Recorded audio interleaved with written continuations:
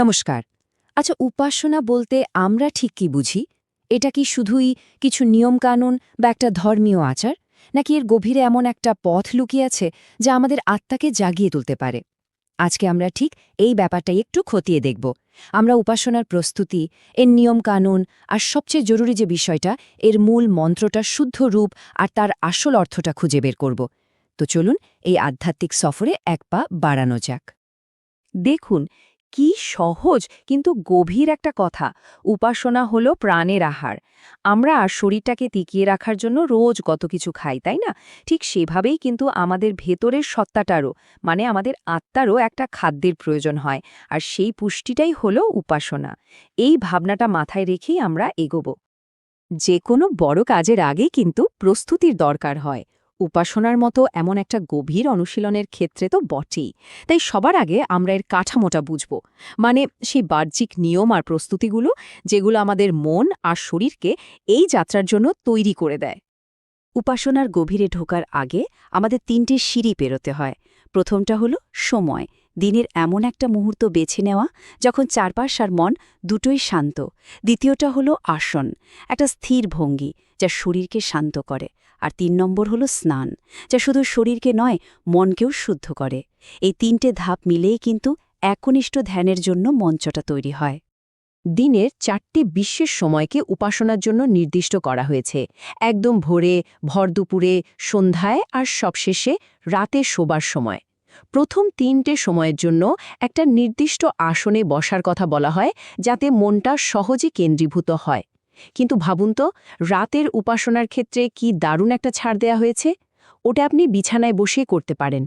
মানে এই অনুশীলনটা আসলে আমাদের জীবনের সঙ্গে ওতপ্রোতভাবে জড়িয়ে থাকার জন্যই তৈরি। শুদ্ধি বা স্নান তো উপাসনার একটা জরুরি অঙ্গ।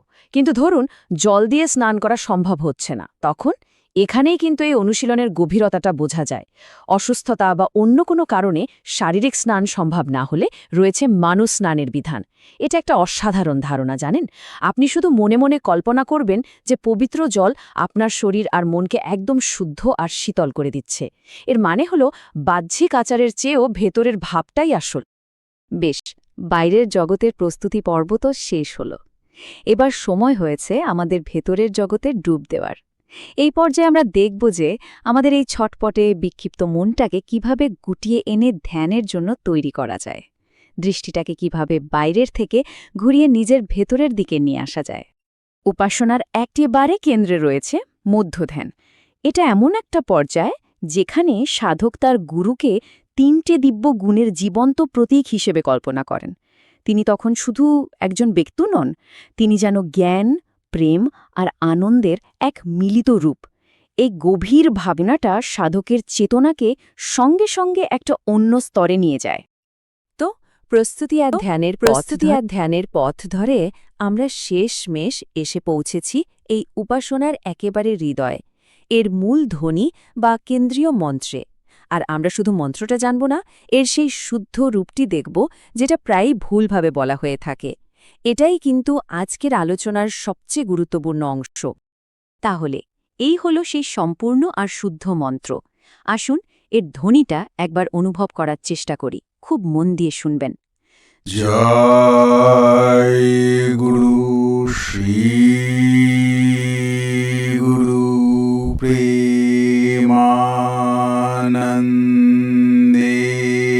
হরি হরি ওম হরি ওম ওম দয়াল গুরু শ্রী গুরু প্রেমানন্দে হরি হরি ওম হরি ওম ওম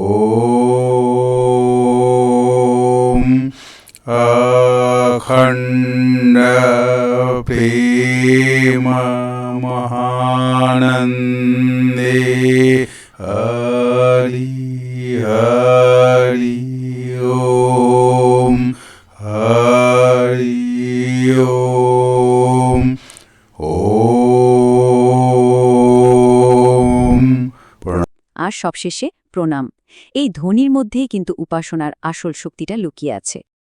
শুদ্ধ উচ্চারণ তো না হয় হলো, কিন্তু এই শক্তিশালী মন্ত্রের আসল ম্যাজিকটা লুকিয়ে আছে এর অর্থের গভীরে। চলুন এবার আমরা এক এক করে এর প্রত্যেকটা লাইনের অর্থটা বোঝার চেষ্টা করি আর এর ভেতরের তাৎপর্যটাকে আত্মস্থ করি। মন্ত্রের শুরুটাই হচ্ছে বিজয় আর আত্মসমর্পণের এক অদ্ভুত সুন্দর মিশ্রণ দিয়ে। আমরা বলছি জয় গুরু, আর সেই জয়টা কিসের মধ্যে? প্রেমানন্দে, মানে প্রেমের মধ্যে দিয়ে যে সর্বোচ্চ আনন্দ পাওয়া যায়, সেই আনন্দের জয়। এটা আসলে মন আর আত্মাকে তার চরণের সম্পূর্ণ সঁপে দেওয়ার একটা পবিত্র ডাক। এই অংশটা হল মন্ত্রের স্পন্দন। এখানে দুটো ভীষণ শক্তিশালী শব্দ মিলেমিশে একাকার হয়ে যাচ্ছে। এক হরি, যিনি আমাদের সব দুঃখ, পাপ আর মোহ হরণ করে নেন, আর তার নামের সাথেই জুড়ে যাচ্ছে ওম, সে আদি মহাজাগতিক ধ্বনি। হরি ওম, এই উচ্চারণটা আমাদের ভক্তিকে সরাসরি পরম চেতনার সাথে জুড়ে দেয়। দ্বিতীয় লাইনটা আমাদের মনে করিয়ে দেয় গুরুর সেই দয়ালু বা করুণাময় রূপের কথা। তার করুণা বা দয়ার মাধ্যমেই কিন্তু একজন সাধক সেই প্রেমানন্দ লাভ করেন। মানে সোজা কথায়, গুরুর করুণা পাওয়াই হল আনন্দের আসল চাবিকাঠি। আর এখানেই আমরা পৌঁছে যাই উপাসনার একেবারে চূড়ান্ত লক্ষ্যে। মন্ত্রের এই শেষ অংশটা আমাদের সেই পরম প্রাপ্তির কথা বলছে, অখণ্ড প্রেম মহানন্দে, মানে এমন একটা প্রেম যা কখনো ভাঙে না, আর এমন এক আনন্দ যার কোনো সীমা নেই। এই চিরস্থায়ী অবস্থাই হল সাধনার সর্বোচ্চ পুরস্কার। মন্ত্রটা শেষ হচ্ছে প্রণাম দিয়ে, কিন্তু এটা শুধু মাথা নত করা নয়, এটা হলো শ্রদ্ধা, বিনয় আর সম্পূর্ণ আত্মসমর্পণের একটা প্রতীক। এর মাধ্যমে একজন সাধক নিজেকে পুরোপুরিভাবে গুরুর চরণে নিবেদন করে দেন। এতক্ষণ আমরা উপাসনার পথ, তার প্রস্তুতি আর মন্ত্রের গভীর অর্থ নিয়ে কথা বললাম, কিন্তু এই সব কিছুর আসল উদ্দেশ্যটা কি?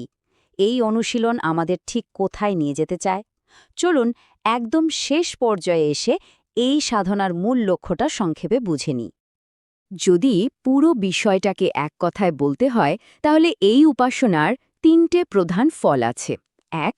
হৃদয়ে নিঃস্বার্থ ভালোবাসা জেগে ওঠে। 2. হরিনাম আর ওঙ্কারের মিলনে মনে গভীর শান্তি আসে। আর সবশেষে সাধক সেই চূড়ান্ত অবস্থা, অর্থাৎ অখণ্ড প্রেম আর মহানন্দ লাভ করেন। আমাদের এই আলোচনাটা আমরা একটা গভীর প্রশ্ন দিয়ে শেষ করতে চাই। আচ্ছা, এই যে ধ্বনি, ভক্তি আর ধ্যান, এই 3টের মিলন কিভাবে একজন মানুষের চেতনাকে একদম ভেতর থেকে বদলে দিতে পারে? এই প্রশ্নটার উত্তর খোঁজাটাই হয়তো আরও একটা নতুন আধ্যাত্মিক যাত্রার শুরু। ভাবার জন্য প্রশ্নটা রইল।